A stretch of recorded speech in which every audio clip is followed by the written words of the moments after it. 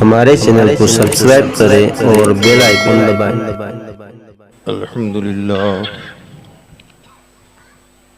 अल्हम्दुलिल्लाह नहमदुहु व नस्तईनुहु व नस्तगफिरुहु व नुअमिनु बिही व नतवक्कलु अलैहि व नऊज़ु बिल्लाहि मिन शुरूरि अनफुसिना व मिन सय्यिआति अअमालिना। मन यहदिहिल्लाहु फला मुदिल्ल लहु व मन युद्लिलहु फला हादिय लहु व नशहदु अन ला इलाहा इल्लल्लाहु वहदहु ला शरीक लहु व नशहदु अन्न सय्यदना व नबियना व मौलाना वमलजाना वमवाना मुहम्मदन अब्दुहु व रसूलुहु। अम्मा बअदु फअऊज़ु बिल्लाहि मिनश शैतानिर रजीम। बिस्मिल्लाहिर रहमानिर रहीम।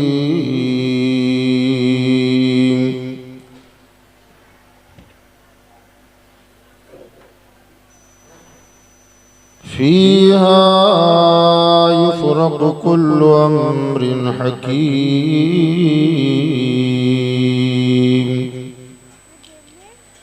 सदक़ल्लाहु मौलानाल अलिय्युल अज़ीम व बल्लगना रसूलुहुन नबियुल अमीनुल मतीनुल करीम। मिंबर नूर पर नक़फ़रोज़ बावक़ार मुअज़्ज़ज़ उलमाए ज़वील एहतराम, दीगर मोहतरम बुजुर्गों, दोस्तों, हम उम्र साथियों, अज़ीज़ बच्चों, अस्सलामु अलैकुम व रहमतुल्लाहि व बरकातुहू। आइए हम और आप मिलकर सबसे पहले आक़ा नामदार मदनी ताजदार अनीस बेकसां चारा साज़ दर्दमंदा सियाहिला मकान जनाब अहमद मुज्तबा व मोहम्मद मुस्तफ़ा सल्लल्लाहु तआला अलैहि व आलिहि वसल्लम की बारगाह बेकसपना में अपनी ग़ुलामी का सबूत देते हुए बुलंद आवाज़ से दुरूद शरीफ का नजराना पेश करे। अल्लाहुम्मा सल्लि अला सय्यिदिना मुबारक वसल्लिम सलातु व सलामुन अलैका या सय्यदी या रसूल अल्लाह सल्लल्लाहु तआला अलैहि व आलिहि व सहबिहि वसल्लम। हज़रत गिरामी, अल्लाह तबारक व तआला का बेपनाह एहसान और उसका करम है कि अल्लाह रब्बुल इज़्ज़त ने हमारी और आपकी ज़िंदगी में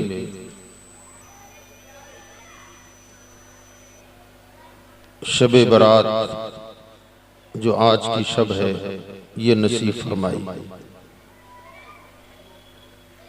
पता नहीं कितने लोग हमारे साथ गुज़िश्ता शब बरात में मौजूद थे, आज नहीं है, और हम में आप में से पता नहीं आने वाले साल कौन कौन मौजूद रहेगा और कौन नहीं रहेगा, ये अल्लाह बेहतर जानता है। बहरहाल आज जो भी फैसले हों, अल्लाह ताला हमारे हक में बेहतरी का फैसला फरमाए।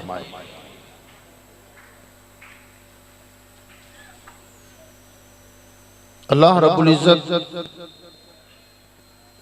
का बेपनाह एहसान और उसका करम है कि उस खालिक़े कायनात ने हमें और आपको इंसान बनाया है। ये उसकी मेहरबानी है। वो कादिर मुतलक है। अगर वो चाहता तो हमें इंसान न बनाकर जानवर बना देता, परिंदा बना देता, मगर उस रब्बे कदीर ने हमें जानवर न बनाकर इंसान बनाया है। और इंसान बनाकर लक़द कर्रम न बनी आदम, का टाइटल अल्लाह ने इंसानों को अता फरमाया। ताजे करामत अल्लाह ने हमारे सरों पे सजाया कि हमने इंसान को इज्जत अता फरमाई, इंसान को वकार अता फरमाया। तमाम मखलूकात में सबसे अफजल मखलूक अल्लाह की अगर कोई है तो वो इंसान है। आखिर अल्लाह ताला ने इंसानों को अफजल क्यों करार दिया, बेहतर क्यों करार दिया? वो फद्दलना अला कसीरिम मिम्मन खलकना तफजीला। अल्लाह फरमाता अपनी मखलूकात में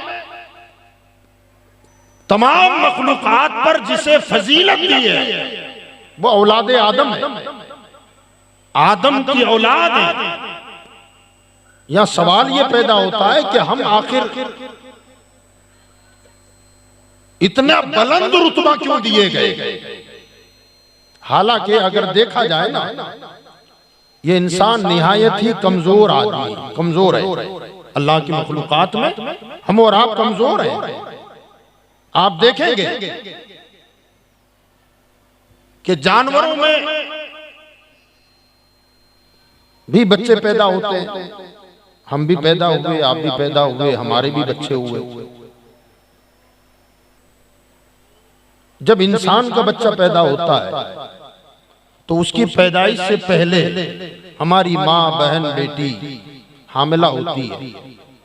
9 महीने उसे कितना संभालना पड़ता है, कितनी केयर करनी पड़ती है। वजनी सामान ना उठाओ, मेहनत वाला काम ना करो, ग़िज़ाएं अच्छी खिलाओ, चढ़ने उतरने में एहतियात करो, ज्यादा दौड़ धूप वाले काम नहीं कर सकते, वगैरह वगैरह। ये सारे लवाज़िमात उसके साथ होते हैं। और हर महीने चेकअप होता है। अब तो दौर ऐसा आ गया, पहले नहीं था मगर अब हो गया। हर महीने चेकअप करना पड़ता है। अब पता नहीं क्या क्या और नई नई चीजें निकलती आ रही हैं और वो सारी चीजें हम अपनाते जा रहे हैं। जब 9 महीने अल्लाह अल्लाह करके गुजर जाते हैं, फिर अल्लाह का करम होता है, कोई औलाद, बेटा बेटी की शक्ल में अल्लाह ताला अता फरमाता है। तो इस तरफ 9 मौलूद बच्चे की कैफियत ये होती है कि गोश्त का लोथड़ा है, गोश्त ही है, डाल दो तो पड़ा रहेगा।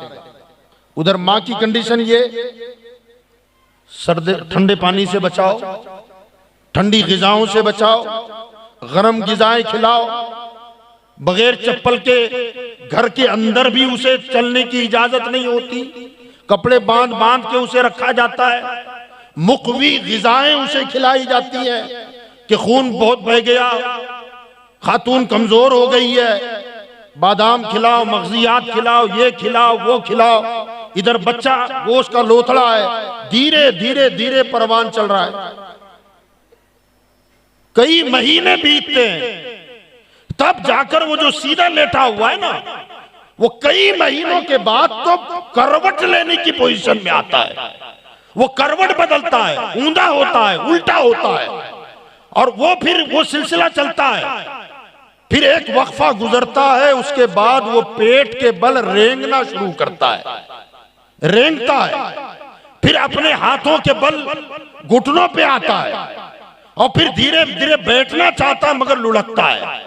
आप उसे तकिए लगाते हैं, पतीलों में बिठाते हैं, दीवारों का टेक दे दे के बिठाते हैं, तब जाके वो बैठना सीखता है। फिर धीरे धीरे वो खड़ा होने लगता है, तो सपोर्ट के जरिए सहारा देकर, उंगली पकड़कर फिर आप चलाने लगते हैं, तब जाकर के वो चलता है। इधर माँ की ये हालत, इधर बच्चे की ये हालत। जानवरों में आप देखें, बकरी है, छोटा सा जानवर है, वो एक नहीं 2-2 बच्चे, बाज 3-3 बच्चे पेट में, बाज बकरियों के 4 बच्चे पेट में, मगर कोई एहतियात है? नीचे मत उतरो, ऊपर मत चढ़ो, इधर मत दौड़ो, उधर मत दौड़ो, ये मत खाना, ये खाना। वो जंगल में जाती है, जो खिलाओ खाती है, दौड़ती भी है, भागती भी है, चलती भी है। कोई एहतियाती तदाबीर उसके सामने नहीं रखी जाती, और उसी के साथ 2-2, 3-3 बच्चे वो पैदा करती है। और माँ को किसी ठंडे पानी से बचाने का कोई प्रोग्राम नहीं होता, काजू बादाम खिलाने का कोई एहतमाम नहीं होता। पहले जो चारा खाती थी आज भी वही घास फूस खा रही है, वही झाड़ पत्ता खा रही है। और इधर बच्चे का हाल ये है, हमारा हाल ये था कि कई महीने गोश्त का लोथड़ा ही पड़ा रहा, कपड़े में लपेट लपेट कर रखा गया, बांध बांध के रखा गया। और इधर बकरी का बच्चा, उसने 2 बच्चे पैदा किए, फिर चल फिर रही है। और इधर बच्चा पैदा हुआ, आधा घंटा नहीं गुजरता खड़ा हो गया है, आधा घंटा नहीं गुजरता मामा पुकारने लग जाता है। अब आप जरा सोचो कि ताकतवर बकरी है कि इंसान? कुव्वत के एतबार से, ताकत के एतबार से ये बकरी और बकरी का बच्चा हमसे बेहतर है। मगर फिर भी अल्लाह कहता है लक़द कर्रमना बनी आदम, ताजे करामत तो हमने तुझे दिया है, इज्जत तो हमने तुझे दी है। वलक़द फरमाया फद्दलना अला कसीर मिम्मन खलक़ना तफ़दीला, कि हमने अपनी तमाम मखलूकात पर फजीलत अगर किसी को दी है तो इंसान तुम्हें दी है। आप जरा गौर करें। और आप लोग शायद जानते होंगे, बल्कि हमारे बाज़ अहबाब को अच्छा तजर्बा भी है इसका, कि बकरियां आप देखें, माँ का बच्चा पैदा हुआ, औरत का बच्चा पैदा हुआ, एक ही दिन में हॉस्पिटल में 2 माओं के यहां बच्चों की विलादत हुई। अब अगर कोई नर्स या कोई बंदा इधर का बच्चा वहां डाल दे और वहां का यहां डाल दे, मां को बताए बगैर पूरी जिंदगी उसे अपना समझ के पालेगी, दूध पिलाएगी। मगर बकरी का बच्चा, 2 जगह अगर बकरियां ने बच्चा दिया है, उसी रंगत का, उसी साइज का, यहां से वहां एक डालो, उसका इसको लाके दे दो, तो कुछ देर आप दूध पिलाने के लिए जब पेश करेंगे ना, तो बकरी सूंघ कर उछल जाएगी। है ऐसा? सही है गलत है? उछलेगी। आप कोशिश करोगे दूध नहीं पिलाएगी। एक इंसान होकर अपना पराये बच्चे में फर्क न कर सकी, और ये बकरी सूंघ कर बता देती है मेरा है या गैर का है। जरा सोचो, मौला मेरी माँ तो मुझे पहचानने से कासिर है, और बकरी अपने बच्चे को पहचान रही है, ये मेरा है ये पराया है। मौला फिर भी का लक़द कर्रमना बनी आदम, तब भी इंसान अफजल है, तब भी इंसान बेहतर है। मौला आखिर इंसान को फजीलत यहाँ तो जानवरों में नजर नहीं आ रही है, और तेरी मखलूकात में तो फरिश्ते भी हैं। फरिश्ते जहाँ गुनाह का तसव्वुर नहीं है, खता का तसव्वुर नहीं है, मासूम अनिल खता है। तूने जो हुक्म दे दिया बस वो कर रहे हैं, कभी खिलाफ वर्जी नहीं करता, कभी तेरे हुक्म की हुक्म अदूली नहीं करता। तूने जो ऑर्डर दिया वो करता रहता है। याद रखिएगा, अल्लाह फिर भी फरमाता है लक़द कर्रमना बनी आदम। मौला जिब्रील भी तो है, मीकाईल भी तो है, इसराफील भी तो है, इज़राइल भी तो है, इस्माइल भी तो है। अल्लाह फरमाता है लक़द कर्रमना बनी आदम, हमने औलाद आदम को इज्जत दी है। मौला आखिर बात क्या है? इधर जानवर देखें, हम उनसे कमजोर हैं ताकत और कुव्वत के एतबार से, और इबादत और रियाजत के एतबार से। वो तो नूरी मखलूक है जो तभी तेरे कानून को न तोड़े, कभी खिलाफ वर्जी न करे। फिर भी तू कहता है कि तमाम मखलूक में सबसे अफजल अगर कोई है तो इंसान है। आखिर वजह क्या है? तो एक वजह तो हम पहले ही बता देते हैं आपको। एक वजह तो ये है कि हम माना के कमजोर हैं, बकरी के बच्चे से कमजोर हैं, हत्ता कि उससे छोटे और भी जानवरों की तरफ आप देखेंगे उससे भी ज्यादा कमजोर हैं। मौला फिर भी तूने इंसान को फजीलत क्यों दी? तो रब फरमाता है इसमें तुम्हारा कमाल नहीं है, हमको तुम्हारी शक्ल देकर अपने महबूब को तुम में भेजना था। हमने जो तुमसे मोहब्बत का इजहार किया है, फरमाया चेहरा मोहरा कद व कामत जिस्मानी एतबार से बज़ाहिर हमको अपने नबी को तुम जैसा बना के भेजना था। फरमाया तुम्हें जो फजीलत मिली है ये आमिना के लाल का सदका है जो तुम्हें इज्जत मिल रही है। ये वकार मिल रहा है, ये मेरे नबी का सदका है। फरमाया वो जिन्नातों में से नहीं है, वो फरिश्तों में से नहीं है। अगर वो फरिश्तों में से होते तो फरिश्ता अफजल होता, अगर जिन्नातों में से होते तो जिन्ना अफजल होते। मगर ए इंसान, ए औलाद आदम, मेरा नबी, मेरा महबूब आया है तो वो तुम में से आया है। इसलिए मैं कहता हूं कि तुम्हें जो फजीलत मिली है ये मदीने वाले का सदका है। शक्ल सूरत बाज ने इसी पर धोखा खा लिया। अल्लाह ने तो उन्हें हमें फजीलत देने के लिए भेजा, और ये बदबख्त रंगत देख के, शक्ल सूरत देख के नबी को खींच के अपनी सब में लाके खड़ा कर रहा है। कितना पागलपन है। याद रखिएगा, मैं एक जुमला अक्सर कहता हूं, शायद आपने सुना नहीं मालूम, मगर उमूमन याद आ गया तो सुन लें आप। यकीन जाने आप, शक्ल सूरत देखकर फैसला करना ये बेवकूफों का काम है। किसका? अक्लमंद शक्ल देखकर फैसला नहीं करता। मिसाल के तौर पर पढ़े लिखे लोग हैं आप, मैं कहूं आपसे लिखो 11, कैसे लिखेंगे? 2 लाइन खींच देंगे, एक कितना हो गया? किसी बेवकूफ को दिखा दें कि दोनों लकीरों में फर्क क्या, तो कुछ नहीं, ये जितनी बड़ी है वो इतनी बड़ी है, ये जितनी लंबी है वो इतनी लंबी है, ये जितनी जाड़ी है वो इतनी जाड़ी है, कोई फर्क नहीं है, सेम है। अब हमने वहां से उठाकर किसी अक्लमंद को दिखाया कि दोनों में फर्क क्या, वो कहेगा फर्क तो है। का क्या फर्क है? एक इकाई है, दूसरा दहाई है, फर्क है ना। का बगल वाली से इससे बगल वाली जो है ये 1 दर्जे पर है, इससे ये 10 दर्जा बुलंद है। हम कहें कि लिखो 111 और बताओ बेवकूफ को ये 3 लकीरें हैं, इसमें फर्क क्या? वो शक्ल देख के कहेगा कोई फर्क नहीं है, और अक्लमंद कहेगा कि नाना इसमें फर्क है, ये एक सिंगल दर्जे पर है और तीसरे वाली तो 100 दर्जा बुलंद है। पता चला बेवकूफ शक्ल देख के फैसला करता है, अक्लमंद शक्ल नहीं देखता, रुतबा देख के फैसला करता है। तो याद रखो, ओ देवबंद वालों, तुमने शक्ल देखी है और कह दिया मुझ में और मदीने वाले में कोई फर्क नहीं है, और अहमद रजा ने शक्ल नहीं देखी, रुतबा देखा है। कहा हम कहां, मुस्तफा कहां, हम कहां, मदीने वाला कहां, हम कहां, आमिना का लाल कहां। और याद रखें, सिलसिले नक्शबंदिया के एक बुजुर्ग फरमाते हैं, अब जरा देखें, फरमाते हैं कि दुनिया में इंसानों की जो तकसीम शरई एतबार से होती है वो है एक काफिर और एक है मोमिन।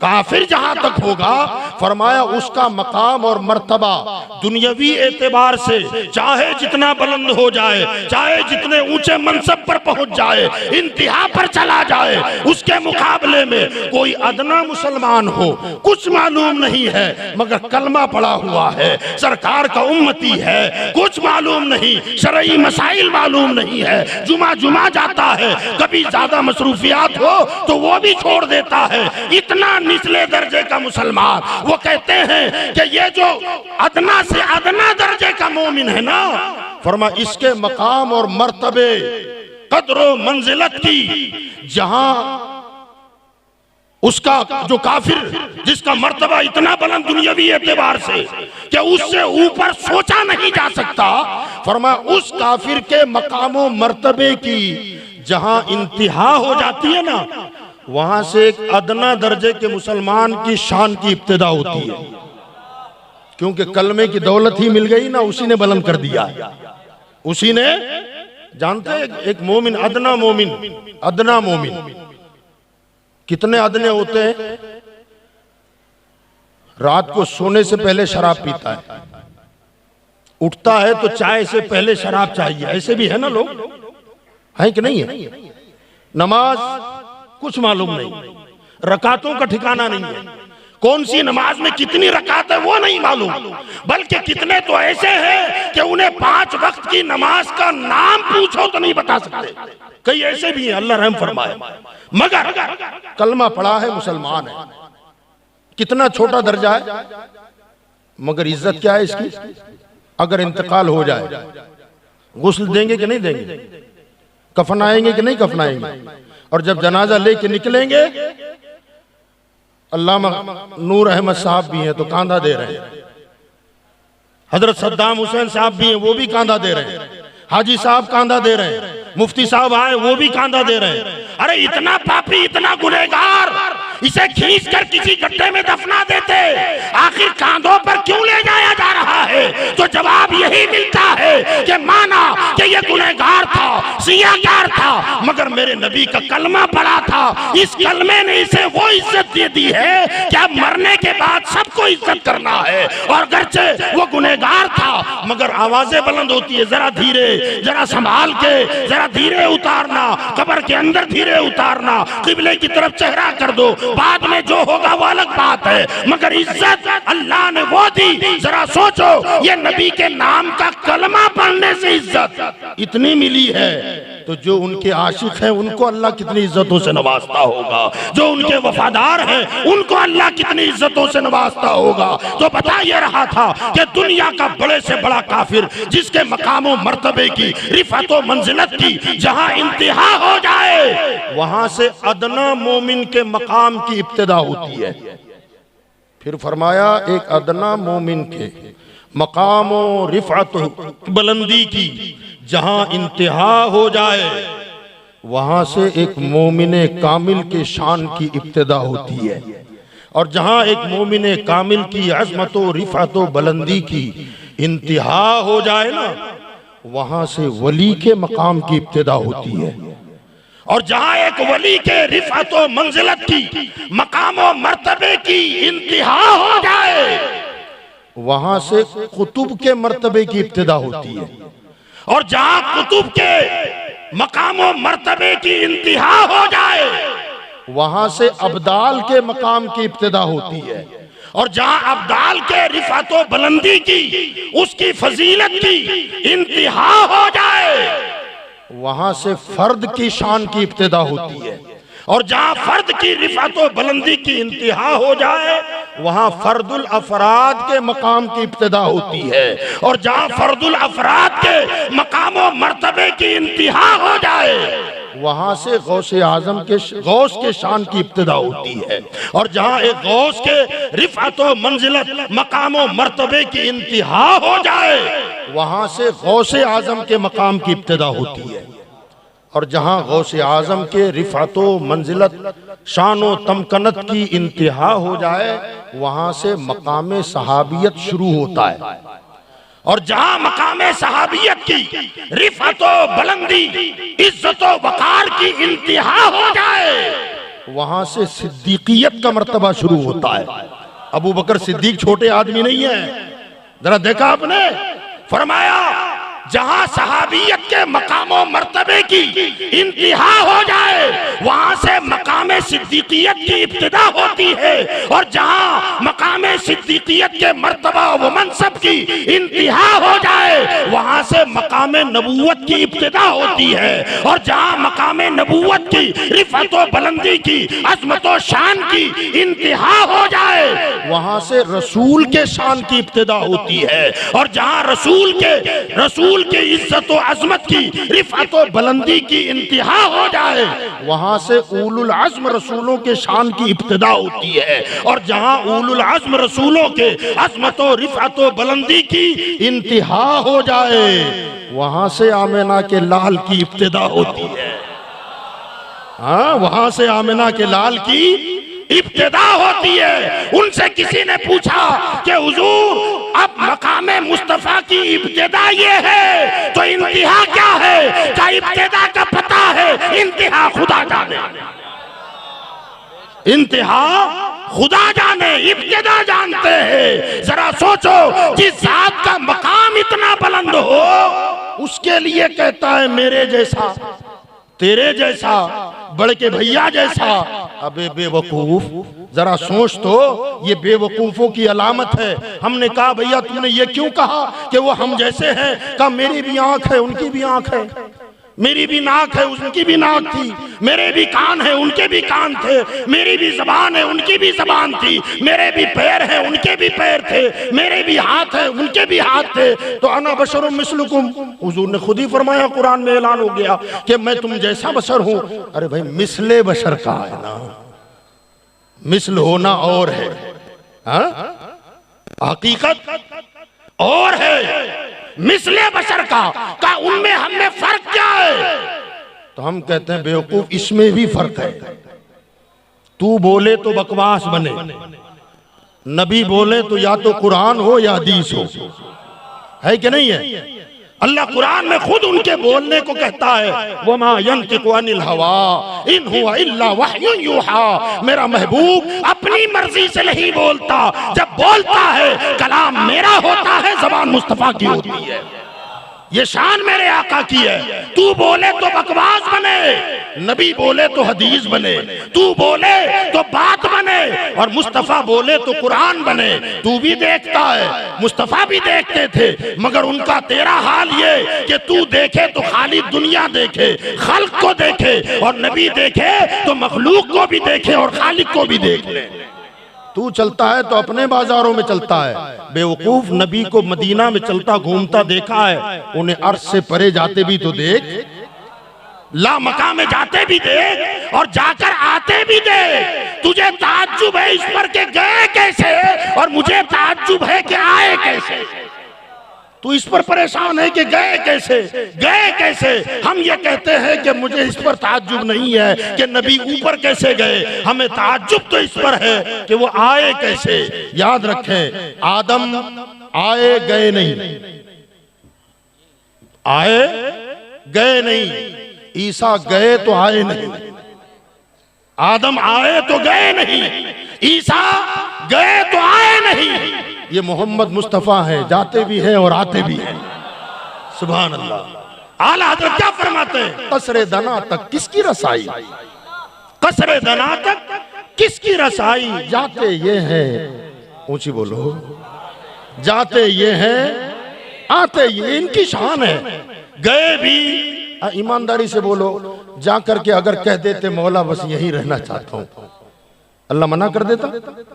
हाँ ना, मना नहीं करता। महबूब आपकी मर्जी है, घर है आपका, क्योंकि आला हज़रत ने क्या फरमाया, वही ला मका के मकी हुए। ला मका किसका घर है? अल्लाह का घर है ना। अर्श जो तख्त है, ये मसनद किसकी है? आला हज़रत फरमाते हैं वही ला मका के मकी हुए, सरे अर्श तख्त नशी हुए। ये नबी है जिनके हैं वो मका, वो खुदा है जिसका मकान नहीं। अब जब अपने ही मकान में गए और कह देते कि मुझे वापस नहीं जाना है, तो अल्लाह मना नहीं करता, वहीं रख लेता, नबी रह जाते। मगर मेरे आका ने वहां रहना पसंद ना किया, वहां रहकर भी कहा मौला उम्मत याद आ रही है, मौला मैं वहां जाना चाहता हूँ। किसी लिए किसी ने कहा था वो हर आलम की रहमत है, किसी आलम में रह जाते, वो हर आलम की रहमत है, किसी आलम में रह जाते। ये उनकी मेहरबानी है कि ये आलम पसंद आया, और उसी पसंदीदगी में हमें अशरफ बना दिया है। हमें जो अशरफुल मखलूकात बनाया ये उन्हीं की पसंद है। तो बहरहाल बता ये रहा था कि हमारे आका सल्लल्लाहु ताला अलैहि वसल्लम को शक्ल सूरत देखकर लोगों ने अपना जैसा कहा। तो याद रखें, शक्ल देख के फैसला अक्लमंद करता है कि बेवकूफ? बेवकूफ करता है। अक्लमंद शक्ल नहीं देखता, क्या देखता है? ऊंची बोलो, रुतबा देखता है। और हमारे आका का रुतबा मोमिन, वली, कुतुब, अब्दाल, गौस, गौसे आजम, सहाबी, सिद्दीकियत, नबूवत, रिसालत, उलुल अज़्म रसूल, जिनका बहुत ऊंचा मर्तबा है। जहां उनकी शान की इंतहा हो, वहां से तो आमिना के लाल की शान की इब्तिदा हो रही है। उनका इतना ऊंचा मर्तबा और फिर ये दावा करें कि या तो हम उनके जैसे या वो हमारे जैसे, ये जुल्म है, इंसाफ नहीं है। तो बहरहाल एक वजह तो हमारे आपकी फजीलत की यह है कि इस शक्ल को देकर अल्लाह ने अपने महबूब को भेजना था, इसलिए हमें फजीलत अता फरमाई। दूसरी बात यह है कि अल्लाह ने हमें जो फजीलत अता फरमाई, इधर जानवर हैं, उधर फरिश्ते हैं, बीच में हम हैं, मगर फिर भी फरमाया जानवरों से अफजल हैं। ये समझ में कुछ कुछ आता है। फरिश्ते तो याद रखिए इसकी वजह क्या है। फरमाया कि फरिश्ता वो मखलूक है जिसको अल्लाह ने अक्ल तो दी, नफ्स नहीं है। फरिश्तों के पास अक्ल है, नफ्स नहीं है। जानवर को नफ्स दिया, अक्ल नहीं। इंसान को दोनों दिया, अक्ल भी है और नफ्स भी है। फरमाया फरिश्ते अक्ल रखते हैं, नफ्स नहीं, ख्वाहिशात नहीं होती, भूख नहीं लगती, प्यास नहीं लगती, कोई तमन्ना नहीं होती, दिल में कोई अंगड़ाई नहीं ले, कोई ख्वाहिश अंगड़ाई नहीं लेती। फरमाया कि फरिश्ता अक्ल रखता है मगर नफ्स उसके पास नहीं है। जानवर नफ्स रखता है, अक्ल नहीं रखता, और इंसान को हमने अक्ल और नफ्स दोनों दे दिया। मौला आप क्या? तो फरमाया सुनो, जो इंसान अपने नफ्स को अक्ल की लगाम डाले, अपने नफ्स को अक्ल की लगाम डाले, फरमाया नफ्स चाहता है गुनाह करूं, नफ्स चाहता है गाली बोलूं, नफ्स चाहता है फिल्म देखूं, नफ्स चाहता है सीरियल देखूं, नफ्स चाहता है गैर महरम औरतों को देखूं, नफ्स चाहता है ये गुनाह करूं, वो गुनाह करूं, वो गुनाह करूं। फरमाया अब अगर उसने अपने अक्ल के मुताबिक अपने नफ्स को अक्ल की लगाम डाली, कहा ना ये गलत बात है, शराब बुरी चीज है, जुआ बुरी चीज है, गीबत बुरी चीज है, मैं ये नहीं करूंगा। फरमाया अब ये इंसान, इसका मर्तबा बुलंद होता है, मगर अकल, खाली अकल की लगाम डालने से काम नहीं चलता। वरना अकलमंद लोग बहुत हैं जिन्होंने हजारों टन लोहे को हवा में उड़ा दिया है, रॉकेट बनाकर चांद का सफर कर दिया है। वो बेवकूफ नहीं है, अकलमंद है। मगर क्या अशरफुल मखलूकात कहने का हक, कहलाने का हक है उनके पास? ना। आखिर क्यों? अकल तो है उनके पास, उन्होंने अपने नफूस को लगाम नहीं डाली। अगर किसी ने लगाम डाली है तो लगाम किसके हाथ में है उन्हें पता नहीं है। फरमाया कि याद रखो, अगर तुम अपने नफ्स को अक्ल की लगाम डालो और लगाम को शरीयत के हाथ में दे दो तो फिर तुम फरिश्तों से अफजल हो, फरिश्तों से अफजल हो। और अगर तुमने अपनी अक्ल को परे रखकर नफ्स की गुलामी कर ली तो फरमाया उलाइका कल अनआम बल हुम अज़ल। फरमाया फिर तो तुम जानवरों की तरह हो। कहीं फरमाया लक़द कर्रमना बनी आदम, अपनी मखलूक में सबसे ज्यादा इज्जत औलाद आदम को हमने दी है। और कहीं फरमाया उलाइका कल अनआम, जानवरों की तरह हो गया, बल हुम अज़ल, जानवर से बदतर हो गया।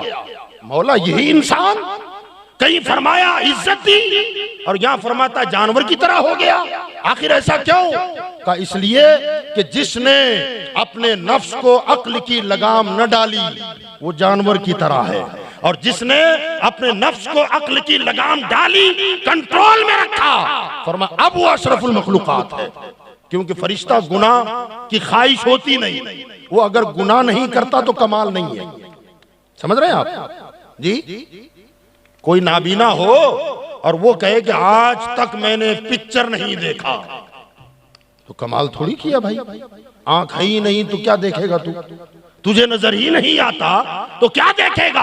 कोई गूंगा अगर कहे कि मैंने जिंदगी में किसी की गीबत नहीं की है, अबे तुझे बोलना ही नहीं आता है, तू गीबत नहीं की तो कमाल क्या किया है? तो याद रखिएगा, फरिश्ता मासूम है इसलिए कि वहां गुनाह का तसव्वुर नहीं है, नफ्स नहीं है, तो गुनाह क्या करेगा? अब यह इंसान है, इधर नफ्स अम्मारा है, बुरे यार दोस्त है, शैतान है, वरगला रहा है, और नफ्स चाहता है फजर में सो जाऊं, आराम करूं, ठंडी ठंडी हवाएं चल रही है, अपने बिस्तर पर आराम करूं, मगर अक्ल का तकाजा ये है कि नाना नींद मुझे आ रही है, मौसम अच्छा है, मगर उठ के मुझे नमाज को जाना है। अगर बिस्तर पर सोया रहा तो जानवर की तरह है, और उठकर मस्जिद की तरफ निकला तो फरमाया फिर फरिश्तों से अफजल है, इसलिए कि फरिश्ता सोता नहीं है, तुझे नींद का गलबा है, तू काम करके थकता है, फरिश्ता कभी थकता नहीं है, तेरा पेट लगा हुआ है, फरिश्ते खाने पीने से मुनज़्ज़ा है, खाने पीने से पाक है, उन्हें खुराक की जरूरत नहीं है। तो याद रखिएगा, ये इंसान अगर अपने नफ्स को अक्ल की लगाम डाले तो फरिश्तों से बेहतर हो जाए, और अगर नफ्स का खुद गुलाम बन जाए तो फिर क्या बनता है? जानवर बन जाता है। और इसी बात को बल हम अजल आगे फरमाया, बल्कि कभी तो जानवर से भी गिर जाता है, जानवर से बदतर हो जाता है। एक हिंदी का शायर गुजरा है, कबीरदास,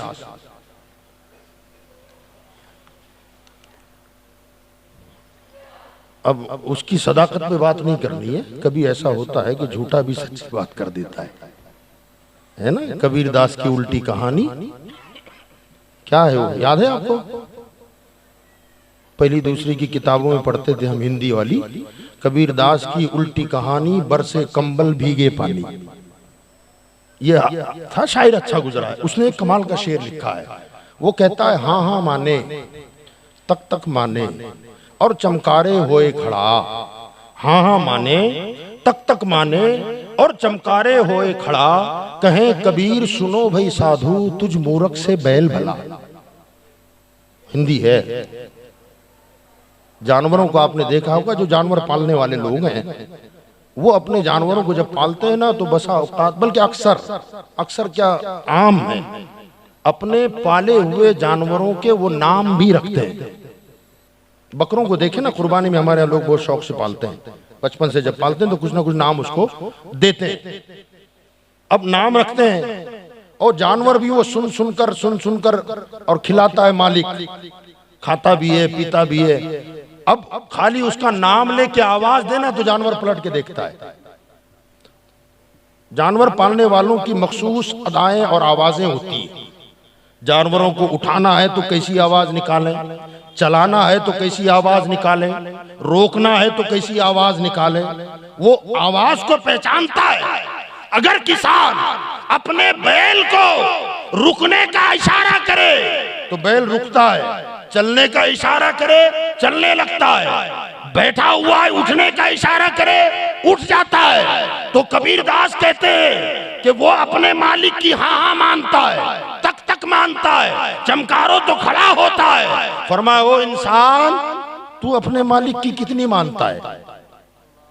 वो बैल अपने मालिक की हाँ हाँ भी समझता है, तक तक भी समझता है, उठाने बिठाने को समझता है, वो अपने मालिक की फर्माबरदारी करता है। कहा मगर तू इंसान होकर अपने मालिक की फर्माबरदारी नहीं करता।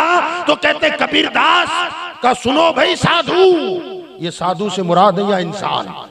कहें कबीर सुनो भाई साधु, कहते कबीर कहता है, ऐ इंसानों गौर करो जानवरों पर और अपने आप पर गौर करो कि बैल तो अपने मालिक का कहाँ माने और तू इंसान होकर मालिक का कहाँ न माने। कहे कबीर सुनो भाई साधु तुझ मूरख से बैल भला, हमसे बेहतर तो जानवर हो गया।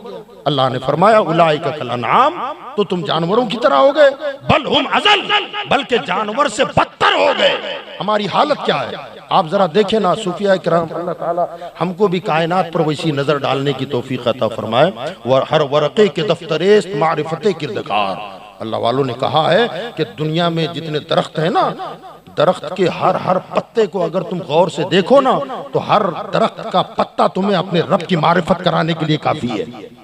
किसी शेख की और किसी पीर की और किसी अल्लामा की जरूरत नहीं है कि अल्लाह है, एक है, बेनियाज है, बेमिसाल है, इसके लिए किसी और तालीम की जरूरत नहीं है। हर वरक़े के दफ्तरे मारिफत किरदगार, दरख्त का पत्ता पत्ता खुदा की मारिफत कराने के लिए काफी है। मगर वो नजर तो पैदा हो, वो नजर तो हो हमारे पास। तो याद रखें अल्लाह तबारक व तआला हमें वो नजर आता फरमाए।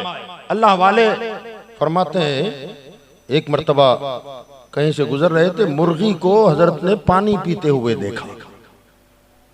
पानी पिया, रुक गए, मुस्कुरा पड़े। कहा वो मुर्गी पानी का घूंट, हर घूंट पर अल्लाह का शुक्र अदा कर रही है। कहा हुजूर कैसे? कहा देखा, एक चोंच में पानी का कतरा लेती है और ऊपर सर उठा के शुक्र अदा कर रही है। तो जो मुरीदीन थे, हम जैसे होंगे, उन्होंने कहा हुजूर ना, आपने कैसे समझ लिया कि वो अल्लाह का शुक्र अदा कर रही है? कहा वो तो पानी हलक से उतारने के लिए सर उठा रही है और आप कहते हैं कि ऊपर देख के शुक्र अदा कर रही है। तो हजरत ने फरमाया कि पानी लिक्विड है, दाना ठोस था, क्या दाना खाते वक्त भी सर उठाती है? तो कहा नहीं, दाना खाते वक्त तो नीचे सर करके खाती है, बाद में पानी पी रही है तो दाना उतारने के लिए सर उठाने की जरूरत नहीं पड़ी, और पानी जो इतना कसीफ है, पतला है, लिक्विड है, उसे उतारने के लिए सर क्यों उठा रही है? कहा ऐसी बात नहीं है, सुनो। कहा पहले खाया और खाकर जब पानी पीने लगी तब अल्लाह का शुक्र अदा करने लगी। फरमाया ये इंसान है, बिरयानी खाता है, खिचड़ा खाता है, खिचड़ी खाता है, पता नहीं क्या क्या हजम कर जाता है, मगर खाने के बाद की दुआ हमें याद नहीं है, खाने से पहले क्या पढ़ना है वो हमें याद नहीं है, और अगर याद भी है तो खाने की धुन में भूल जाता है, याद नहीं रखता। तो फरमाया ये मुर्गी जैसा परिंदा है और पूरा परिंदा भी नहीं है। बहरहाल याद रखें, जब ये जानवर अल्लाह का शुक्र अदा करती है तो ऐ इंसान, तू तो पेट भर के खाता है मगर शुक्र अदा नहीं करता, खाने से पहले बिस्मिल्लाह नहीं पढ़ता। तो उलाई का कल अनाम है कि नहीं? सच्ची बात कि तू जानवर की तरह हो गया। बल हम अजल, बल्कि जानवर से बदतर हो गया है। तो हम बड़े गुनाहगार हैं, नाशुक्र हैं। अगर अपने आप को फजीलत के मकाम पर रखना चाहते हो, याद रखिए मकसदियत जो होती है ना, मकसदियत, किसी भी चीज की जो मकसदियत हो, उस मकसद पर अगर वो कायम रहे तब तक उसकी इज्जत है ना। ये माइक है, इसके बनाए जाने का मकसद क्या है? हमारी आवाज को स्पीकर तक पहुंचाए और वहां से आप तक पहुंचाए, इसका मकसद है। अब जब तक ये अपने मकसद में काम करता रहेगा तो इसका बॉक्स अलग है। बॉक्स भी सादा पुट्ठे वाला नहीं है, बल्कि उसके अंदर नरम गद्दा है, उस पर सुलाया जाता है और सुला के पैक करके बड़े संभाल के ले जाते हैं माइक वाले, और संभाल के ऊपर रखते हैं, बराबर एहतियात करते हैं। इतनी इज्जत क्यों हो रही है? और इनके गोडाउन में आप जाएं तो 5-10 माइक ऐसे पड़े होंगे जो ठोकरों में आ रहे हैं। हमने पूछा ये भी वही माइक है, इसे इतना गद्दा दे दे के सुला रहे हो और इसे यहाँ गोडाउन में खुलेआम छोड़ दिया है, आखिर वजह क्या है? तो वो कहेंगे जब तक वो अपने मकसद पर काम कर रहा था उसके लिए भी पेटी में डब्बा रखा हुआ था, उसे भी बगल में संभाल के ले जाता था, मगर जब उसने अपनी मकसदियत खामोश कर दी उसकी जगह दूसरे ने ले ली और वो ठोकरों में आ गया है। मेरे भाइयों, अल्लाह ताला ने हमें और आपको सबसे अफजल क्यों बनाया था? इल्ला लियारिफून, कुरान में जो फरमाया वमा खलक़तुल जिन्ना वल इंसा इल्ला लियाबुदून, हमने जिन्नात और इंसानों को इसलिए पैदा किया है ताकि वो हमारी इबादत कर सके। सूफिया फरमाते हैं ऐ इल्ला लियारिफून, इबादत को हटाकर फरमाते हैं इसका मकसद ये है कि हमने तुम्हें पैदा इसलिए किया कि अपने रब को पहचानो, अपने मालिक को जानो, और जब जानोगे तो उसके हर हुक्म पर अमल करते हुए नजर आओगे। तो मेरे भाइयों, हम जब तक मकसद तख्लीक के महवर पर काम कर रहे थे अल्लाह ने हमें इज्जतों से नवाजा था, और जब से हम अपनी मकसदियत खो चुके हैं ना, मकसदियत से हट गए, दुनिया की ठोकरों में आ गए। इसीलिए किसी ने कहा था कुव्वते फिक्र अमल पहले फना होती है, कुव्वते फिक्र अमल पहले फना होती है, तब किसी कौम की शौकत पे जवाल आता है। हमारी फिक्र खत्म हो गई, अमल के मैदान में जीरो हो गए, हम जवाल पजीर क्यों हुए? हमारी सोच बुलंद न रही, हमारा अमल के मैदान में कोई इक़दाम न रहा, तो हम जलील और रुस्वा होने लगे। आज भी अगर हम अपने मकसदियत के महवर पर गर्दिश करने लगे तो अल्लाह तबारक व तआला हमें आज भी इज्जत अता फरमाएगा, आज भी वक़ार अता फरमाएगा। बहरहाल हम गुनहगार हैं, पापी हैं, और उसी आयत के मिस्ताक हो गए उलाइका कल अनाम इल्ला माशाअल्लाह। सब तो नहीं है, अक्सर तो वो भी है अल्लाह के बंदे जो लक़द कर्रमना बनी आदम का ताज अपने सर पे सजाए हुए हैं, मगर हम जैसे आप जैसे लोगों की हालत कुरान की दूसरी आयत के मुताबिक हो गई। उलाइका कल अनाम, जानवरों की तरह हो गए, खड़े खड़े खा रहे हैं, खड़े खड़े पी रहे हैं, हमारी हालत चलते फिरते खाना। जरा देखे क्या हो गया हमारी कौम को, कम वहाँ बैठने जैसी जगह नहीं थी। अब वो तमाशा निकल आया, शादी ब्याहों में देख रहे हैं, वीआईपी समझते हैं अपने आप को, जो वीआईपी तबका होता है वो शादी ब्याहों और फंक्शनों में बुफे डिनर, वो क्या तमाशा एक निकला, बुफे डिनर। वो उसमें क्या टेबल लगा हुआ है, खाने लगे हुए, प्लेट है, चम्मच है, आप जाओ अपने हाथ से लो और चलते फिरते टहलते टहलते खाते रहो। सच्ची बोलो, ये इंसानों का तरीका है? हाँ? सरकार मुफ्ती आजम हिंद अली रहमा ट्रेन में सफर फरमा रहे हैं और ट्रेन के सफर के दौरान सामने वाली बर्थ पर कोई नौजवान बैठा हुआ था, तो वहां से कुछ बेचने वाला, खाने की चीज बेचने वाला गुजरा, तो वो अपनी सीट से खड़ा हो गया और उसे आवाज दी, बुलाया अपनी तरफ। जब वो आ गया तो वो खरीदा उसने और पैसा दिया और खड़े खड़े खाना शुरू कर दिया। तो सरकार मुफ्ती आजम ने फरमाया, बेटा बैठ के खाओ, खड़े खड़े खाना अच्छी बात नहीं है। सरकार मुफ्ती आजम ने जैसे ही ये फरमाया तो वो कहने लगा नौजवान कि बाबा जी मैं मुसलमान नहीं हूं, आपने मुसलमान समझ के मुझे नसीहत की है ना कि बैठ के खाओ, मैं मुसलमान नहीं हूं। मुफ्ती आजम ने फरमाया मुसलमान नहीं है तो क्या हुआ, इंसान तो है। हाँ? इंसान तो है ना तू। आप देखें ना, जानवरों को देखें आप, गाय बैल भैंस अगर बैठी हो, उनके सामने चारा डाल दें आप, बैठे बैठे खा लेगी जी? हाँ, कुछ है गांव वाले ना, खाएगी बैठे बैठे? नहीं खाएगी। हमारे समझी साहब को ज्यादा तजुर्बा है, बैठी है तो खड़ी होगी, फिर चरने लगेगी, फिर खाना खाएगी। क्या पता चला जंगल में छोड़ो, टहल टहल के खाएगी, चलते फिरते खाएगी। घर में बंधी है और बैठी है, चारा डाल दो, खड़ी होगी तब खाएगी। पता चला खड़े होकर खाना या चलते फिरते खाना ये जानवरों का तरीका है, अदब के साथ बैठ के खाना ये इंसानों का तरीका है। अब अगर इंसान भी खड़े होके खाए, इंसान भी टहल टहल के खाए, तो फिर जानवर में हम में फर्क क्या रह गया? तो मेरे भाइयों, बुजुर्गों और दोस्तों, बहरहाल हम इस कंडीशन के लोग हैं कि एक तो हमारी उम्रें कम, 50-60 साल में रुखसत है ना, 70 साल अब मुश्किल हो रहा है, अब कठिन हो गया 70 साल तक जाएं। 60 में विकेट गिर जाता है, आदमी चला जाता है दुनिया छोड़ के। पुराने वक्तों में क्या हाल था? 300 साल, 200 साल, 250 साल, 400 साल तक की उम्रें उनकी हुआ करती थी। और साथ में मामला ये था, कवानीन सख्त से सख्त थे, अमल करके दिखाया उन्होंने। बनी इसराइल का वाकया कुरान पाक में मौजूद है कि उनसे गुनाह हुआ, आपने सुना होगा, बार बार ज्यादा तफसील में नहीं जाना है मुझे। गाय की बछड़े की परस्तिश उन्होंने शुरू कर दी थी। हजरत मूसा तूर पर गए, वापस आए तो बछड़े की परस्तिश में लग गए। हजरत मूसा अलैहिस्सलाम ने डांटा डपटा और फिर अब वो बाद में तौबा पर आमादा हुए। तौबा पर आमादा हुए, उन्होंने अल्लाह की बारगाह में अर्ज की हजरत मूसा अलैहिस्सलाम ने कि बारी ताला ये तौबा करना चाहते हैं, तरीका क्या है? अल्लाह ताला ने फरमाया कि जो लोग शिर्क में मुब्तला हुए वो अगर तौबा की कबूलियत चाहते हैं तो अपने अपने दरवाजों पर, बाहर के सदर दरवाजे पर आके बैठे और अपने घुटनों पर सर रख दें।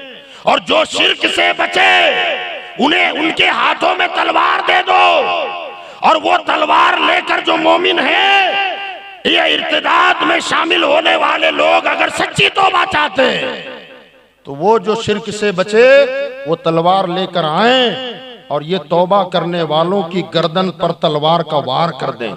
अगर कोई गर्दन हटा दे तौबा कबूल नहीं, गर्दन कटा दे तो उसकी तौबा कबूल है। देखा आपने कैसी सख्त बात है कुरान में। अगर गर्दन हिला देगा, बचने की कोशिश करेगा, तौबा रद्द कर दी जाएगी। और जो गर्दन खुशी खुशी कटा दे उसकी तौबा कबूल। आमिना के लाल तेरी अजमतों के कुर्बान जाएं, तेरी रहमतों के कुर्बान जाएं। कैसे कैसे गुनाह करते हम, क्या नहीं करते। अल्लाह ताला ने हम पर, आप पर नबी के सदक़े में ये करम किया। ओ मेरे नबी के उम्मतियों, वो और नबियों की उम्मत थी जिन्होंने गुनाह किया तो गर्दनें कटाकर तौबाएं कबूल हुई, कटवाई और तौबा कबूल करवाई। फरमाया तुम्हें गर्दन कटाने की जरूरत नहीं है, का शबे बरात दे दूंगा, मस्जिदों में आ जाना, सच्चे दिल से तौबा कर लेना, मैं तुम्हारी तौबा को कबूल कर लूंगा। ये कितना करम है हम पर, कितना मेहरबानी है अल्लाह की। क्या अल्लाह ने ये मुकद्दस रातें हमें और आपको अता फरमाई।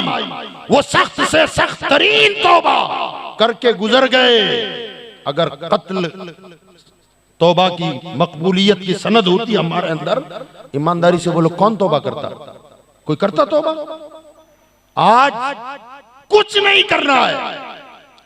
अपने घर के कोने में बैठकर, मस्जिद में बैठकर, खानकाह में बैठकर, किसी वली अल्लाह के मजार पे बैठकर सच्चे दिल से तौबा कर लें। अल्लाह सुनने वाला है, तौबाओं को कबूल फरमाने वाला है। अल्लाह ताला फरमाता है समंदरों के झाग के बराबर भी, समंदर के रेत के बराबर भी अगर तेरे गुनाह हो जाए ना, ओ मेरे महबूब के उम्मती, तो तौबा कर ले, मेरी रहमतों के दरिया बहुत वसी हैं, मैं तुझे माफ कर दूंगा। इतना आसान कर दिया, फिर भी हम अपने गुनाहों से तौबा करने के लिए तैयार नहीं है। याद रखिएगा, ये शबे बरात हुजूर सल्लल्लाहु अलैहि वसल्लम के सदक़े में अल्लाह ने हमको और आपको अता फरमाई।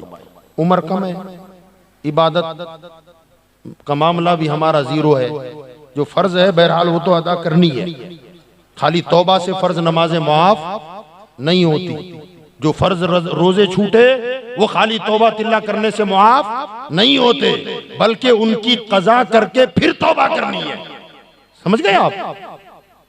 कज़ा, नमाज छूटी है पहले, उसे कज़ा करो, फिर कज़ा जो हो गई थी उसकी तौबा करो, अल्लाह से माफी मांगो।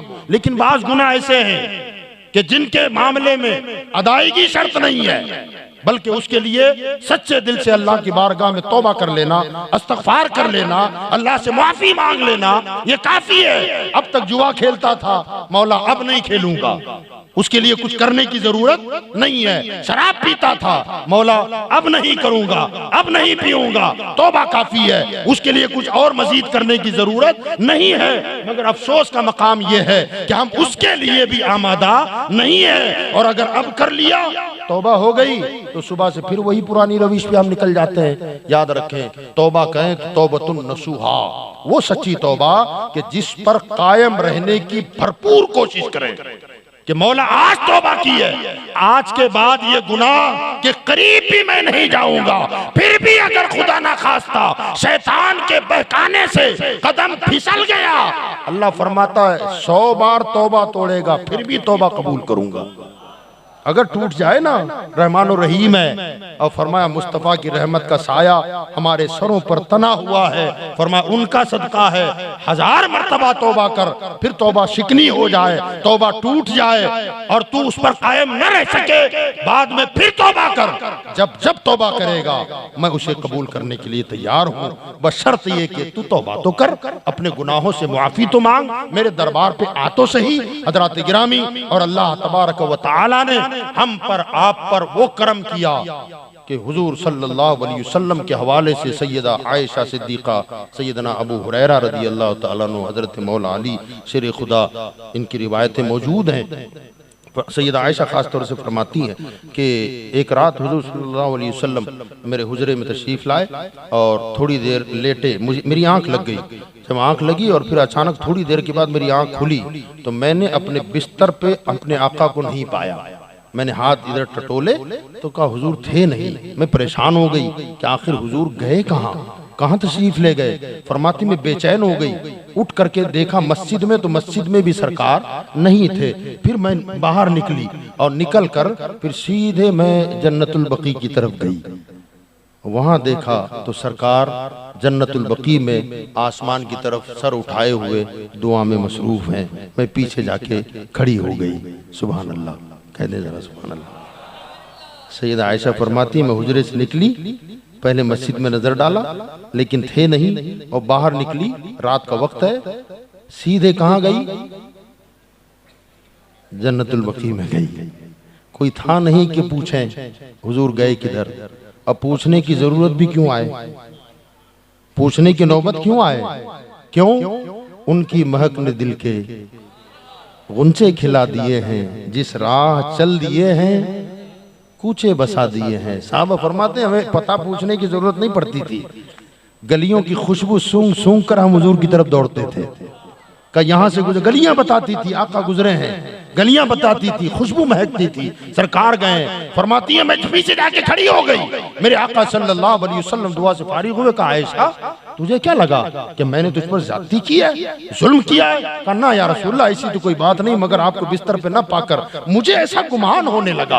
आप जुल्म करेंगे हो ही नहीं सकता है, ज्यादती करें हो ही नहीं सकता है, ना इंसाफी करें ये हो ही नहीं सकता, मगर मुझे ये गुमान हुआ कि शायद किसी और ज़ौजे मोहतरमा की यहाँ शायद आप तशरीफ ले गए हो, लेकिन आप तो यहाँ है। मेरे आका ने फरमाया आयशा जानती हो आज शाबान की 15वीं रात है, अल्लाह ताला आज की रात आसमाने दुनिया पर नुज़ूल इजलाल फरमाता है अपनी शान के मुताबिक। एक रिवायत में आया अल्लाह अपनी खास तजल्ली आसमाने दुनिया जो पहला आसमान है उस पर फरमाता है, और फरमाया आज की रात सूरज गुरूब होने से लेकर तुलुए फज्र तक सदाएं आती रहती है कोई मांगने वाला जो उसे अता किया जाए, है कोई बख्शिश मांगने वाला कि बख्श दिया जाए, है कोई जन्नत मांगने वाला कि जन्नत दी जाए, है कोई जहन्नम से पनाह मांगने वाला कि उसे जहन्नम से आजाद कर दिया जाए, है कोई रोजी का तलबगार कि उसे रोजी दी जाए, है कोई शिफा का तलबगार कि उसे शिफा दी जाए, है कोई तंदुरुस्ती का तलबगार कि उसे सेहत और तंदुरुस्ती दी जाए। ये मांगा वो मांग जो मांगता है अल्लाह ताला उसकी की तरफ से सदाएं आती रहती है। और फरमाया आज की शब अल्लाह ताला बनी कल्ब के बकरियों की बालों से ज्यादा लोगों की बख्शिश फरमा देता है, नजात फरमा देता है। बनी कल्ब की बकरियां, बनी कल्ब एक कबीला था और उनके यहाँ कसरत के साथ बकरियां पलती थीं। उस कबीले में रेवड़ के रेवड़ होते थे। फरमाया उनके पास जो बकरियां हैं और उनके जिस्मों पर जितने बाल हैं तमाम रेवड़ के, फरमाया उन बकरियों के बालों की गिनती से ज्यादा लोगों की अल्लाह ताला बख्शिश फरमा देता है, उन्हें मुआफ कर देता है। इल्ला मगर जो शिर्क में मुब्तला हैं उनको अल्लाह मुआफ नहीं फरमाता। अलग अलग रिवायतें हैं। शराब का आदी उसकी बख्शिश नहीं होती, वालिदैन का माँ बाप का नाफरमान उसकी बख्शिश नहीं होती, जादूगर जादू टोना करने वाला उसकी बख्शिश नहीं होती, फरमाया हसद करने वाला उसकी बख्शिश नहीं होती, मुसलमान के लिए दिल में कीना रखने वाला फरमाया अल्लाह उसे भी माफ नहीं फरमाता। दो मुसलमान आपस में लड़ पड़े, मनमुटा हो गया, वो दूर मैं दूर, आज सबकी बख्शिश हो रही है।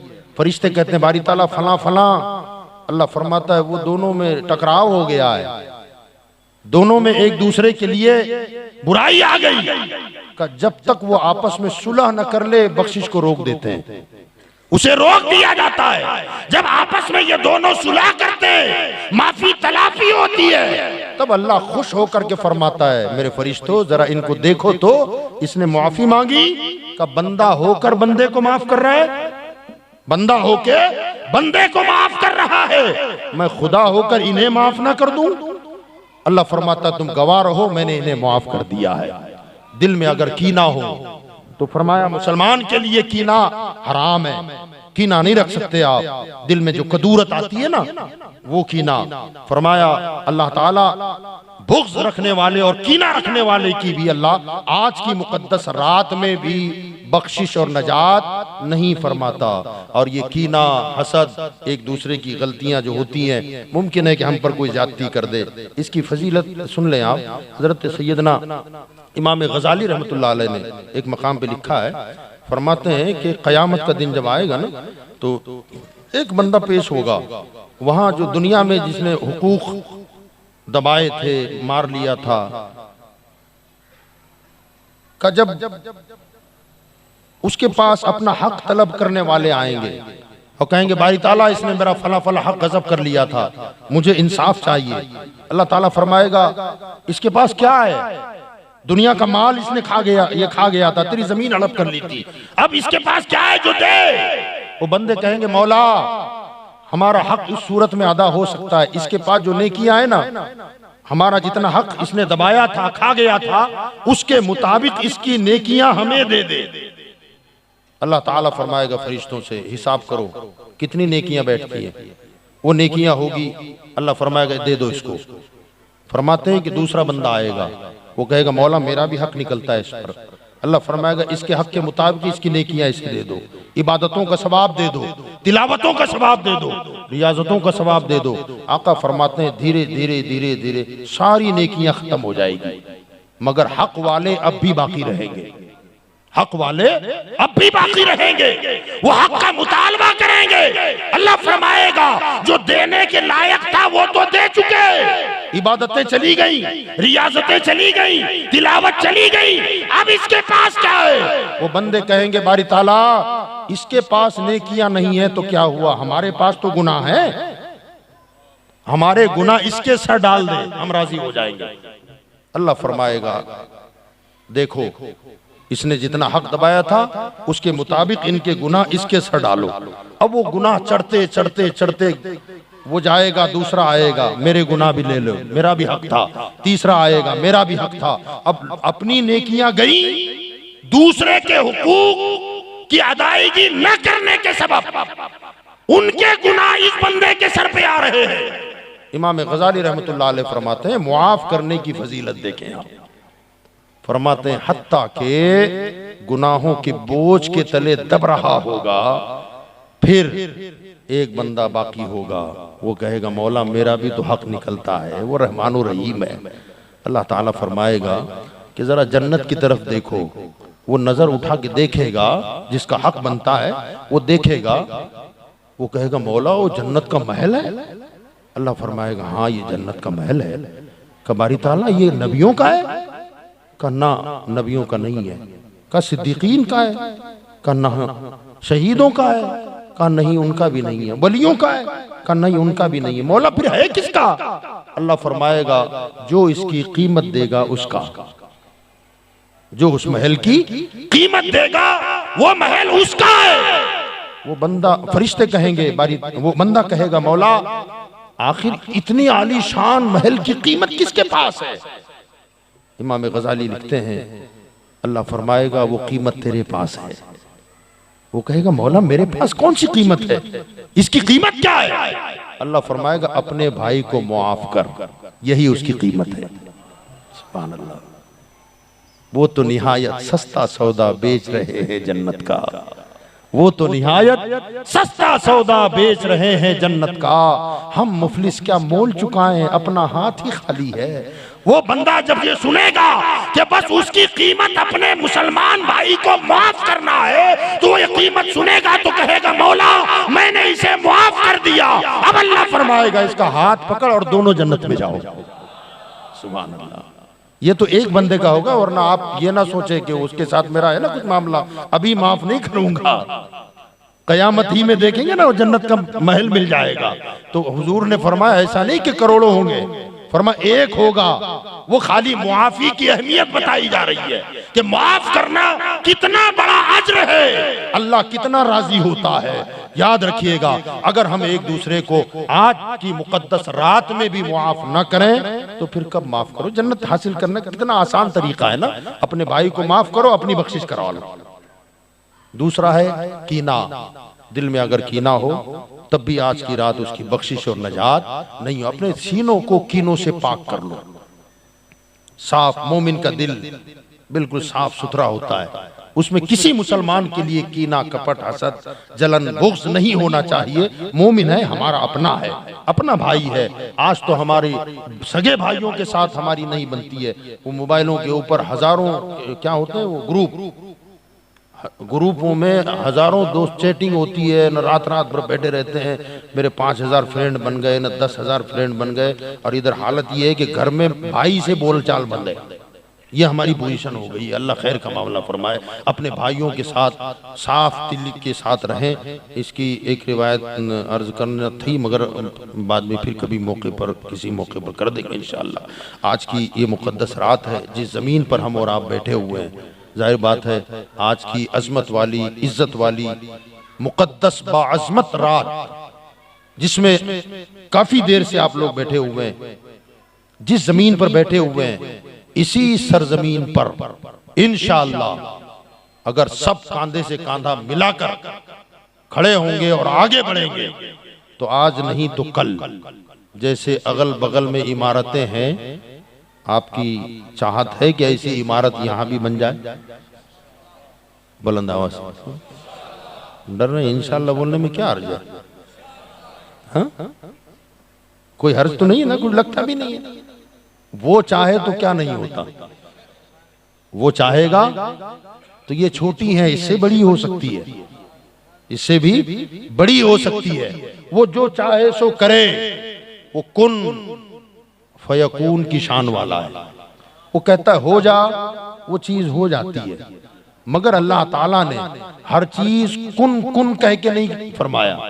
वो चाहता कर सकता था, कुन कह के आसमान बनाया, कुन कह के जमीन बनाया, कुन कह के कायनात बनाई, कुन कह के जन्नत बनाई, कुन कह के अर्श बनाया, कुन कह के लोह कलम बनाया।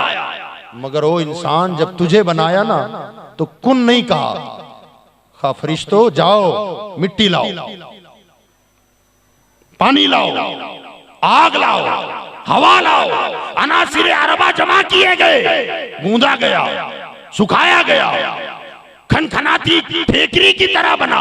फिर अल्लाह ने अपने दस्ते कुदरत से आदम का मुजस्समा बनाया। मौला इतना बड़ा आसमान कुन कह के बना दिया, जमीन कुन कह के कर दिया, जन्नत कुन कह के तख्लीक हो गई, अर्श कुन कह के बनाया। ये छोटा सा इंसान कुन से नहीं हो सकता था। मगर मिट्टी लाओ, हवा लाओ, पानी लाओ, आग लाओ, अनासिर अरबा जमा करके अपने यदे कुदरत से तरतीब दे के बनाया। मौला आखिर ऐसा क्यों किया? तो फरमाया ये दिखाने के लिए कि मैंने हर चीज कुन के जरिए तख्लीक फरमाई, मगर तुझे यदे कुदरत से बनाया। मौला ऐसा क्यों? ताकि तुझे शऊर मिले कि मैंने अपने यदे कुदरत से तुझे बनाया है। अब जब मेरे दीन की बारी आएगी तो मैं चाहूं तो कुन से भी हो सकता है, मगर इसके लिए जैसे हमने यदे कुदरत से तुझे बनाया, अब तू मेरे दीन को मेहनत करके आगे बढ़ा। वरना हुजूर चाहते तो काबे की दीवारों के पास बैठ के दुआ मांगते तो पूरी दुनिया मुसलमान होती कि नहीं होती? होती ना। आका को ताइफ जाना पड़ा, पत्थर खाने पड़े, कांटे बिछाए गए, गालियां दी गईं, और हुजूर सल्लल्लाहु अलैहि वसल्लम लगातार मेहनत करते रहे। का क्यों? इसलिए कि अल्लाह चाहता ये है कि तू कुछ कर, और कुछ करके आ तो फिर उसका सिला जो दूंगा ना, फिर उसे देखकर तेरी तबीयत बाग बाग हो जाएगी। तो याद रखें, वो कुन का मालिक है, वो जो चाहे सो करे। मगर ये बिल्डिंगें कुन कह के नहीं बनाता। फरमाया तुझे अपने यदे कुदरत से बनाया है। अब मेरे दीन के इल्म के फरोग के लिए तू भी जरा मेहनत करना। मेहनत हम पर डाल दी है, दीन की हिफाजत की जिम्मेदारी हम पर छोड़ दी है। याद रखें, कुरान की हिफाजत का जिम्मा किसने लिया? वो कादिर है ना। उलमा क्यों पैदा करता है? हाफिजों को क्यों पैदा करता है? बात यही है कि अल्लाह ताला हिफाजत तो करता है और करना जानता भी है, मगर हमको आपको ऑर्डर दिया, हिफाजत मैं करूंगा, जरिया तुझे बनाता हूं। कुरान मेरा है, अपने सीने में बसा ले, तेरे जरिए से मेरे कुरान की हिफाजत होगी, तफसीर की हिफाजत होगी, सुनने रसूल की हिफाजत होगी। उलमा पैदा किए, तो पता चला कि कुरान रब का है, हिफाजत का वादा उसने किया है, मगर जरिया इंसानों को बनाया, उसके दीन को फरोग देना चाहता है। फरमा इंसान तुझे मैं जरिया बनाता हूं, मदरसा चाहता हूं मगर तेरे जरिए चाहता हूं, दीन के इल्म को फरोग चाहता हूं मगर तेरे जरिए चाहता हूं। तो इसलिए यहां हमें जो मदरसा कायम करना है, अल्लाह चाहे तो कुन किसके जरिए भी हो सकता है, मगर अल्लाह ने ये जिम्मेदारी अब हम पर, आप पर डाली है। याद रखिएगा, हजारों रुपया, लाखों रुपया हमारा इधर उधर खर्च होता ही रहता है और करते रहते हैं हम। हुजूर सल्लल्लाहु अलैहि वसल्लम ने एक मकाम पर इरशाद फरमाया कि इंसान, ए औलादे आदम, सोच, तू जो कहता है ये मेरा है, ये मेरा है, ये मेरा है, आका फरमाते हैं गौर कर, तेरा अपना क्या है, तेरा अपना क्या है।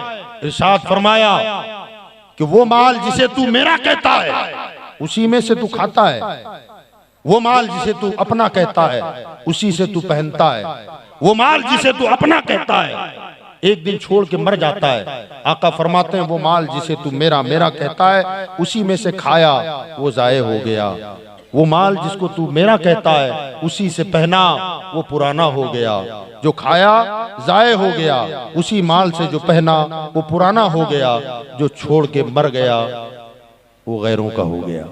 का तेरा अपना क्या है, सोच जरा तेरा क्या है। आका आगे फरमाते हैं जो खाया जाये हो गया, पहना पुराना हो गया, छोड़ के मर गया वो गैरों का हो गया। तेरा अपना वही है जो तूने जिंदगी में अल्लाह के नाम पर खर्च किया है, अल्लाह के दीन के लिए खर्च किया है, बस वो तेरा अपना है, बाकी तो यही रह जाएगा। पहना था वो पुराना, खाया वो जाये हो गया, छोड़ के मर गया, बच्चों का हो गया, दफनाया नहीं, अभी हिस्सा बखरा चल शुरू हो जाता है, वो बड़े भैया को दे देंगे, वो बहनों को एक मकान दे देंगे, हम बाकी भाई इसमें आ जाएंगे, ये सटल हो जाएगा, वो उधर सटल हो जाएगा, अभी हम कब्र में गए नहीं और यहाँ इससे चालू हो जाते हैं। ये हालत हमारी है। आका फरमाते बंदे तेरा अपना माल तो वही है जो अल्लाह के नाम पर और अल्लाह के दीन के लिए तू जो खर्च करता है, इसलिए कि मरने के बाद जो तेरे काम आए वो तेरा है, वरना हमारा अपना क्या है। याद रखिएगा, सैयदा आयशा सिद्दीका रज़ियल्लाहु ताला अन्हा फरमाती हैं कि हमारे घर में हुजूर सल्लल्लाहु अलैहि वसल्लम ने बकरी ज़िबा फरमाई, हुजूर ने खुद अपने दस्ते करम से बकरी ज़िबा फरमाई और बकरी छीलने वाले को, गोश्त बनाने वाला आया हुआ था, हुजूर ने सल्ला दे दिया और मस्जिद में चले गए। मस्जिद में जब गए तो वो बकरे का चमड़ा वगैरह निकाल कर गोश्त के टुकड़े उसने किए और हुजूर सल्लल्लाहु अलैहि वसल्लम थोड़ी देर के बाद नमाज अदा फरमा कर जब घर में आए तो सारा गोश्त, सरकार ने फरमाया आयशा बकरी कहाँ है। सैयदा आयशा सिद्दीका ने कहा रसूलल्लाह वो सब बट गई, बकरी का सर बचा हुआ है, बकरी का सर बचा हुआ है। बकरी ज़िबा हुई, मदीना में खबर हो गई बकरी ज़िबा हुई है। अब जाहिर बात है सरकार के घर बकरी ज़िबा हो और मांगने वाले ना आए, सवाल करने वाले ना आए और फिर उस दर से कोई खाली जाए, ये भी मुमकिन नहीं है। माँ आयशा सिद्दीका आने वालों को देती गई, बढ़ती गई, खाली बकरी का सर बचा। आका सल्लल्लाहु अलैहि वसल्लम ने जब पूछा तो आयशा सिद्दीका ने कहा रसूलल्लाह बकरी तो बट गई, खाली सर बचा है। मेरे आका ने इस पर फरमाया ना आयशा यूं न बोल कि बकरी बट गई सर बचा, यूं बोल सर न बचा सारी बकरी बच गई। कहा रसूलल्लाह ना ऐसा नहीं हुआ है, गोश्त बट गया है, बकरी का सर बचा है। कहा ना सारी बकरी बच गई सिवाय सर के। कहा हुजूर क्यों ऐसा? तो फरमाया जो गरीब ले गए ना वही तो अपना जमा हो गया है, वरना सर तो हम यही खा जाएंगे, यही खत्म हो जाएगा। जो गरीबों में तकसीम हुआ वही हमारे लिए कब्र हश्र में काम लगेगा। पता क्या चला, इंसान यहाँ जो दीन के लिए खर्च करता है गोया उसका वो बैलेंस हो रहा है। तो आपसे मेरी मुअद्दबाना गुजारिश है कि इस जगह पर हम एक इमारत तामीर करना चाहते हैं जहाँ क़ाल अल्लाह व क़ाल रसूल की सदाएं बुलंद हो, अल्लाह रसूल का पैगाम नश्र हो और सच्चा पैगाम नश्र हो। झूठों की कहानी तो सुनी आपने, कई करोड़ में उन्होंने खरीदी है, माना कि वो महल बना लेंगे, मगर हम झोपड़ा ही सही मगर सच्चों का होगा। झोपड़ा ही सही आशिकों का होगा। हम अपने तौर पर, ये लाखों में है वो करोड़ों में है, करोड़ों उनको मुबारक हो, हम लाखों में ही सही, मगर यकीन जाने हम जैसा भी बनाए यहाँ वफादारान मुस्तफ़ा पैदा होंगे, गुलामान मुस्तफ़ा पैदा होंगे, आशिकान गौसो ख्वाजा पैदा होंगे, आशिकान रजा पैदा होंगे, और ये दीन का किला बनेगा। और यहाँ से जो निकलेगा वो दीन का सिपाही बन के निकलेगा, कुरान का पहरेदार बन के निकलेगा, हदीस का पहरेदार बन के निकलेगा, दीन का पहरेदार बन के निकलेगा। तो आपसे मेरी गुजारिश है कि अपने हस्बे हैसियत जो हो सकता है आप इस काम कार खैर में जरूर हिस्सा लेंगे। अल्लाह पाक मुझे आपको कहने सुनने से ज्यादा अमल की तौफीक अता फरमाए। वाखिरु दावाना अनिल हम्दुलिल्लाहि रब्बिल आलमीन।